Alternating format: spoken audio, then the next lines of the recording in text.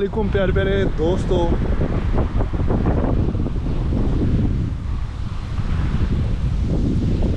मैं आज आया हुआ था वेस्टर्न सिडनी यूनिवर्सिटी के कैम्बलटाउन कैंपस में। लाइब्रेरी में कुछ काम था। मेरी रिसर्च का फेज़ जो है ऑलमोस्ट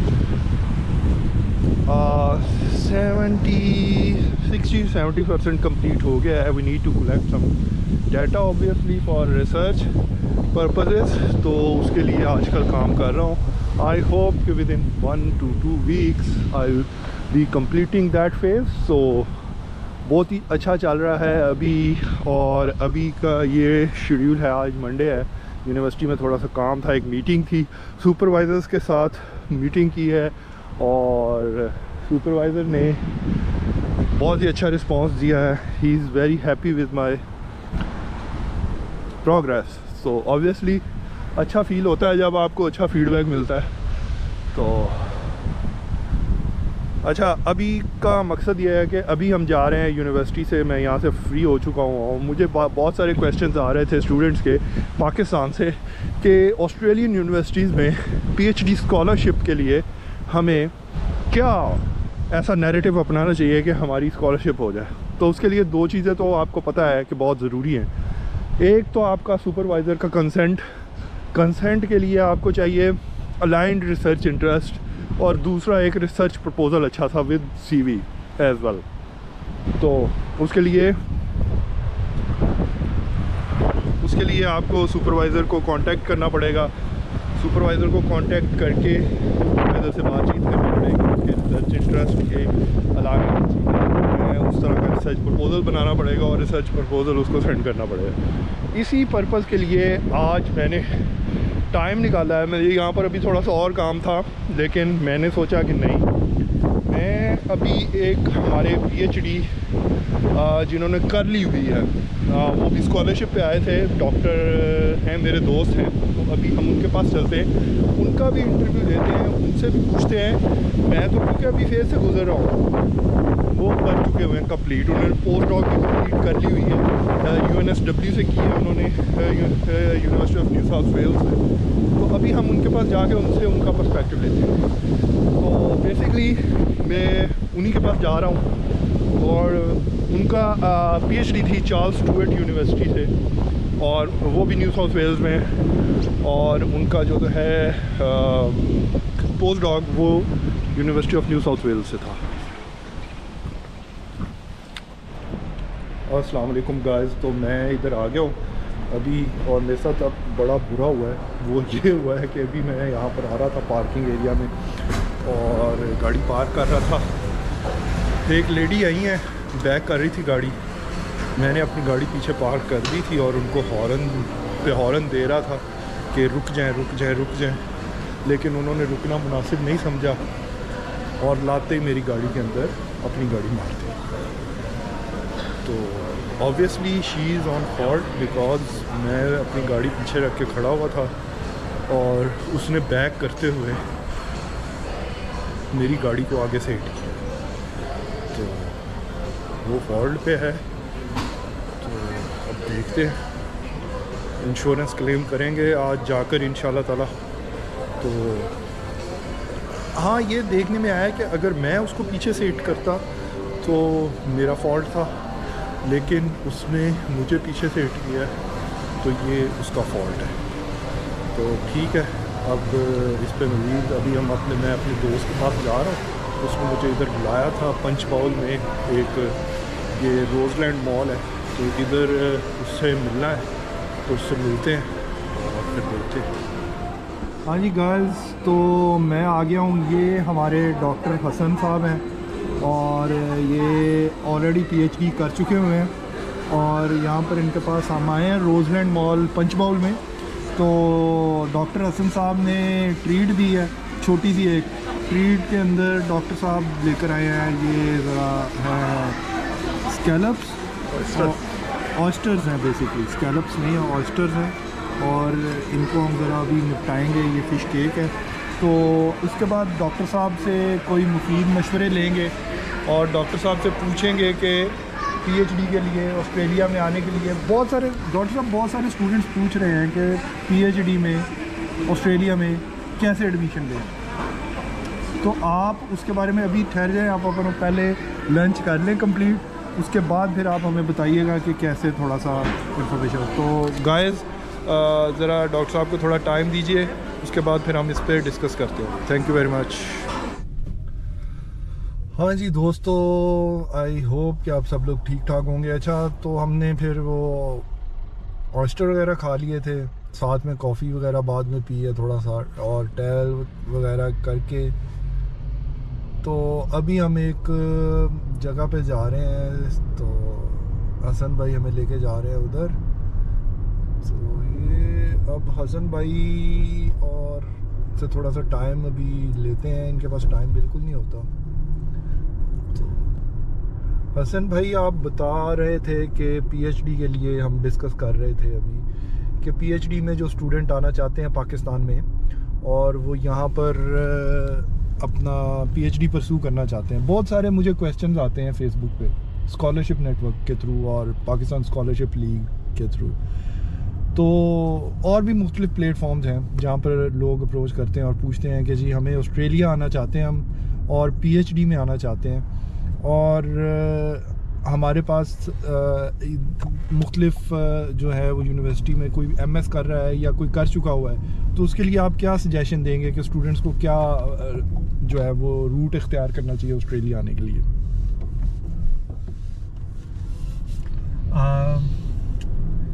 देखिए, ऑस्ट्रेलिया आने के 2-3 तरीके यूनिवर्सिटीज़ जो सी हैं वो टू वेज़ हैं। आप या तो आपकी रिसर्च बैकग्राउंड बहुत स्ट्रॉन्ग हो, ठीक है, और आपकी कुछ पब्लिकेशंस हो, आप प्रोफेसर्स जो इस आपकी फील्ड में आप उनसे कांटेक्ट कीजिए, उनको ईमेल्स करें, उनसे पूछें कि उनके पास कोई अवेलेबल पोजीशन है। तो एक तो ये तरीका है, प्रोफेसर की अप्रूवल के बगैर पीएचडी में एडमिशन होना काफ़ी मुश्किल होता है। सो आई वुड से कि ये फर्स्ट स्टेप होता है। अगर हम वे वन है जो सा ठीक है, उसमें ये फर्स्ट स्टेप है कि आप प्रोफेसर को ईमेल कीजिए, उनसे पूछिए कि उनके पास अवेलेबल पोजीशन है। तो सर ईमेल में मोस्टली स्टूडेंट है कि जी हमें रिप्लाई नहीं आया, या फिर उनका है कि ईमेल को कैसे लिखना है, ईमेल में क्या लिखना है, तो वो आप क्या सजेस्ट करेंगे कि रिप्लाई के लिए क्या करना चाहिए कि रिप्लाई आ जाए भी स्टूडेंट को? हाँ, देखें, जब आप ईमेल ड्राफ्ट करें तो आपको ये चीज़ आपने उसके अंदर लिखनी है कि आपने कभी कोई कवर लेटर लिखा हो, तो फिर आपको आइडिया होगा कि आप जब कवर लेटर में ये लिखते हैं कि आपके प्रीवियस बैकग्राउंड क्या था, आप इसमें क्यों इंटरेस्टेड हैं, ठीक है। और ये कवर लेटर टाइप की एक ईमेल होती है जिसमें आप अपनी बैकग्राउंड लिखते हो, अपने अचीवमेंट्स बताते हो, अपनी सीवी को समराइज करते हो, ठीक है। और फिर आप उसमें यूनिवर्सिटी प्रोफेसर जिसको आप ईमेल कर रहे होते हो, तो उसमें आप कुछ थोड़ा सा उसका भी डिस्कस करते हो कि आप उसकी रिसर्च से कैसे अलाइन कर रहे हैं, आप क्यों इंटरेस्टेड हो। बिल्कुल, ये बहुत वैलिड पॉइंट हसन साहब ने बताया है कि प्रोफेसर से अलाइनमेंट बहुत ज़रूरी है। जी सर, सॉरी आपको मैंने कट किया, आप बताएं। हाँ, और उसकी रिसर्च से आपकी रिसर्च कैसे मैच होती है, ठीक है। तो ये चीज़ आपने उस ईमेल में भी हाईलाइट करनी है, ये चीज़ आपने अपनी सीवी में भी हाईलाइट करनी है। और मेरे ख्याल में ये बहुत इम्पोर्टेंट है, बहुत ज़्यादा इम्पोर्टेंट है, क्योंकि अगर आप प्रोफेसर के साथ अलाइन ही नहीं हो रहे और प्रोफेसर के डोमेन में आप फॉल ही नहीं कर रहे, तो आप प्रोफेसर का सपोर्ट लेटर कैसे ले सकते हैं? तो ये एक बहुत बड़ा लॉजिक है। और ये फर्स्ट स्टेप है। फिर आपने जब ईमेल ड्राफ्ट करनी है, उसके अंदर कुछ उसके कुछ टिप्स मैं आपको बताए चलता हूँ। जब भी आप कोई ईमेल ड्राफ्ट करें किसी प्रोफेसर को, जस्ट ये ना उसमें लिखने के I want to do a PhD, और you know your profile looks amazing, और I am very much interested in working with you and that's it, blah blah blah. आपने पूरी ईमेल ड्राफ्ट करनी है, अपने बारे में उसके अंदर बताना है, ठीक है। ये 2 वर्ड्स की ईमेल नहीं होनी चाहिए, 3 वर्ड्स की ईमेल नहीं होनी चाहिए, 2 सेंटेंसेस 3 सेंटेंसेस नहीं, प्रॉपर ईमेल ड्राफ्ट आपने करनी है। तो जब आप वो ईमेल ड्राफ्ट करके अपने सीवी भी आपने उसके अंदर सेंड करनी है। प्रपोजल्स, अपना रिसर्च प्रपोजल सेंड करने की कोई ज़रूरत नहीं है फर्स्ट ईमेल में, ठीक है। आपने जस्ट अपना सीवी साथ में लगाना है ताकि प्रोफेसर को एक ब्रीफ आइडिया मिल जाए आपकी बैकग्राउंड क्या है। तो मेजॉरिटी जो सा है, majority of professors they do reply, और लेकिन अब अक्सर ईमेल्स मुझे भी आती हैं, और यकीन कीजिए जब ईमेल कोई मुझे आती है तो जब उसमें ये लिखा होता है ना कि hi Hasan, I want to do a PhD and this is my, I am working here and that's it, and your profile looks amazing and your research area align with me and that's it, full stop. So ऐसी emails को मैं फ़ौरन delete कर देता हूँ, या email जिसमें बहुत ज़्यादा मिस्टेक्स हों, एरर्स हों, उसको भी डिलीट कर देता हूँ, उनका रिप्लाई नहीं करते। एक प्रॉपर अच्छी ईमेल जब आप लिखेंगे तो ही प्रोफेसर को पता चलेगा कि आपके राइटिंग स्किल्स कैसे हैं। बिल्कुल। तो अब मुझे मैसेज आते हैं सलाम सलाम, अब सलाम के आगे मैं क्या उसका जवाब दूं? सलाम यार, आप अपना क्वेश्चन करें, आप प्रॉपर जो पूछना चाहते हैं या जो जानना चाहते हैं वो पूछें। अब सलाम के 5 मैसेज आ जाते हैं, अब सलाम के जवाब में आप बैठ जाएं वालेकुम सलाम। तो ये इसी तरह से जब आप ईमेल ड्राफ्ट करते हैं तो उसमें आप प्रोफेसर के साथ अलाइन करें, प्रोफेसर को 2-3 अच्छी बातें बताएं अपने मतलब, जो कि बहुत ज़रूरी है। और कोई अचीवमेंट है, या आपने कोई बैचलर्स लेवल पे स्कॉलरशिप हासिल की हुई है, या आपका एक्सपीरियंस जो है, या आपने जो आपका मतलब फील्ड का एक्सपीरियंस है उसमें कोई आपने एक आउटस्टैंडिंग परफॉर्मेंस दी हुई है, कोई आपने ऑर्गेनाइज़ किया हुआ इवेंट, उसके मुतालिक बताएं उनको। आपने कोई फंडिंग हासिल की हुई है जॉब पे भी या स्टडी से रिलेटेड, उसके मुतालिक उसको बताएं। तो जब सर पता चलता है सुपरवाइज़र को कि बंदा काम का है, तभी सुपरवाइज़र इंटरेस्टेड होता है आपको आगे काम देने में। उसने आपकी मोटिवेशन चेक करनी है। देखिए एक और चीज़ मैं आपको बताना चलता हूँ, यहाँ पे आपने अपने रिसर्च वर्क को शोकेस करना है, ठीक है। शोकेस आप अपने रिसर्च वर्क को कैसे कर सकते हैं? आपका काम गूगल पे सर्चेबल हो, ठीक है। अगर पब्लिश नहीं है, कुछ बहुत से लोग कहते हैं जी कि हमारी बैकग्राउंड तो है, हमने रिसर्च की तो थी, लेकिन हमने पब्लिकेशंस नहीं की, ठीक है, तो उस वजह से हमें स्कॉलरशिप नहीं मिल रही। अरे भाई, पब्लिकेशंस नहीं की हैं आपने, लेकिन अपना काम जो उनसे, बहुत सी ऐसी वेबसाइट्स हैं जैसे एकेडमिया है, फिर रिसर्च गेट है, ठीक है। आप गिटहब पे आप अपनी चीज़ें कुछ अपने सोर्स कोड आप वहाँ पे अपलोड कर सकते हो, जो आपने काम किया हुआ है। आईटी के जो लोग हैं वो सुन रहे होंगे, तो आपने किसी ना किसी तरह से अपने काम को शोकेस करना है, ठीक है। आप अपना वहाँ पे आप अपलोड करें, अपने वर्किंग पेपर्स अपलोड करें वहाँ पे, और उनको फिर अपनी सीवी पे डालें, ठीक है, ताकि जिस बंदे के पास ईमेल जाए और वो लिंक जब वो आपकी सीवी ओपन करे और उसमें वो लिंक्स हों, तो वो देखे कि आपने क्या काम किया है, ना कि जस्ट कि आपने जस्ट एक मास्टर्स की डिग्री ली है और उसको नहीं पता उस मास्टर्स की डिग्री में आपने क्या रिसर्च की है, क्या पढ़ा है और क्या किया है, ठीक है। वो उसने आपको बुलाना है, उसने पाकिस्तान से आपको बुलाना है या इंडिया से आपको बुलाना है या कहीं से भी बुलाना है, तो आपके काम को देख के बुलाना है। और आपका काम वो कैसे देखेगा? आपका काम वो अगर तो पब्लिश है तो देखेगा, ठीक है, अगर तो पब्लिश नहीं है तो कहीं अवेलेबल है कोई ओपन सोर्स वेबसाइट। सर चलें, ये तो एक प्रोसेस हो गया ना ईमेल का या उसका, आप 2 प्रोसेसेस की बात कर रहे थे, तो दूसरा वाला स्टेप क्या है कि PhD के लिए जो स्कॉलरशिप है वो मिल जाए स्टूडेंट्स को? दूसरा स्टेप ये है कि बहुत सी यूनिवर्सिटीज़ ने आप जो सा है वो अपना सेंट्रलाइज सिस्टम कर लिया है। आप उनके प्रॉपर उनके एडमिन डिपार्टमेंट में आप अप्लाई करते हो, ठीक है, और वो आपके लिए आपसे नेम्स लेते हैं स्पेसिफिक प्रोफेसर्स के कि आप किस में इंटरेस्टेड हैं, आप उनके नेम्स बताते हो, फिर वो on the behalf of student वो उन प्रोफेसर से रब्ता करते हैं, तो सारी चीज़ें करते हैं। लेकिन इस चीज़ में भी ये चीज़ बहुत इम्पोर्टेंट है कि जब भी आप वो प्रोफेसर्स का नेम दें या ईमेल दें उनको, तो उससे पहले आपका प्रोफेसर से इन टच होना बहुत ज़रूरी है। बिल्कुल। ठीक है, ऐसा नहीं है कि वो कंसेंट होना बहुत जरूरी कंसेंट है। होना लेटर बहुत जरूरी है। एक मतलब डॉक्यूमेंटेड प्रोसेस है ये। हाँ। आप किसी को एवं ही जो है उठ के उसका नाम नहीं आप डाल नहीं सकते। नहीं ले सकते, ठीक है। तो उसके लिए फर्स्ट स्टेप पे आपको वापस जाना पड़ेगा और फिर आपको एक ईमेल ड्राफ्ट करनी पड़ेगी। सो ये चीज़ बहुत ज़रूरी है। फिर यहाँ पे हम ऑस्ट्रेलिया अवार्ड स्कॉलरशिप्स भी हैं जो मास्टर्स के स्टूडेंट्स को ऑस्ट्रेलिया देता है, मास्टर बाय रिसर्च के स्टूडेंट्स को आरटीपी स्कॉलरशिप्स हैं। AGRTP स्कॉलरशिप है सर। ठीक है? आज कल मैं लेटेस्ट देख रहा हूँ तो ग्रिफिथ यूनिवर्सिटी है यहाँ पर एक गोल्ड कोस्ट वाली साइड पे इसमें क्वींसलैंड में।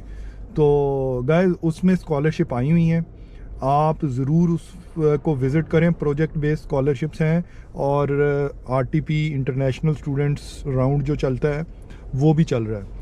तो 27 अगस्त उसकी लास्ट डेट है, तो उसको ज़रूर फॉलो करें। और एक और चीज़ मैं यहाँ पे ऐड करता जाऊँ कि आपका जो रिसर्च टॉपिक है वो इंडस्ट्री से कितना मैच होता है, इंडस्ट्री को उसकी कितनी नीड है, ये चीज़ बहुत ज़रूरी है, ठीक है। और स्पेसिफिकली ऑस्ट्रेलियन इंडस्ट्री को, अगर आप ऑस्ट्रेलिया को टच कर रहे हैं तो ऑस्ट्रेलियन इंडस्ट्री को, अगर आप जर्मनी को टच कर रहे हैं तो जर्मन इंडस्ट्री को, ठीक है। तो उसका तरीका ये होता है, आप न्यूज़ देखें, कुछ लेटेस्ट पॉडकास्ट सुने, ठीक है, लोग क्या बातें कर रहे हैं, क्या प्रॉब्लम्स हैं यहाँ पे, उनको आपका प्रपोजल कैसे एड्रेस करेगा, ठीक है। तो आपने प्रॉब्लम एंड सॉल्यूशन की तरफ जाना है, ठीक है। तो फिर आपका प्रोफेसर जो उनसे आता है, क्योंकि वो जो भी प्रोफेसर है यहाँ पे वो भी यही पॉडकास्ट सुन रहा होता है, वो भी जब मीटिंग्स में बात करते हैं, प्रोजेक्ट्स में बात करते हैं, फंडिंग की बात करते हैं, तो वो भी यही प्रॉब्लम्स और इन्हीं के सॉल्यूशंस पे बात कर रहे होते हैं, ठीक है।